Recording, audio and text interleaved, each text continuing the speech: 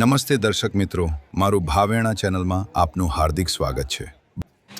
ભાવનગર ખાતે 2 દિવસીય મિલેટ મહોત્સવ અને પ્રાકૃતિક ફાર્મર માર્કેટ 2026નો પ્રારંભ કરવામાં આવ્યો હતો। અહેવાલ હર્ષભાઈ રાવલ, ભાવનગર।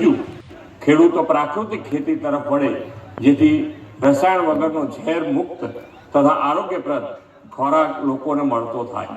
વડાપ્રધાન ભાવનગરના આંગણે કાર્યક્રમ છે અને ભાવનગરના આંગણે જ્યારે કાર્યક્રમ હોય, આ મિલેટ મહોત્સવનો કાર્યક્રમ હોય, પ્રયાસ શ્રી મોદી સાહેબે કર્યો છે।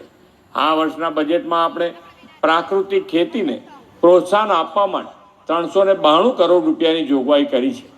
પ્રાકૃતિક તંદુરસ્ત સમાજની નેમ રાખી છે। પ્રાકૃતિક કૃષિને પ્રોત્સાહન આપવા માટે નેશનલ મિશન ઓફ નેચરલ ફાર્મિંગનો અમલ કરીને લોકોના ખોરાકમાં વપરાતું બરછટ ગણાતું અનાજ હવે વડાપ્રધાનશ્રીના પ્રયાસોથી અમીર લોકોની થાળીની શાન બની રહ્યું છે।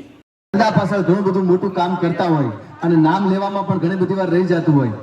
એક બહુ સારી વાત છે કે સુરદાસજી છે એ બસમાં જતા હતા ને કોઈ 1 રૂપિયો આપી દો, કોઈ એક એમાં ભારત માતા કી જય, ભારત માતા કી। આજે ભાવનગરમાં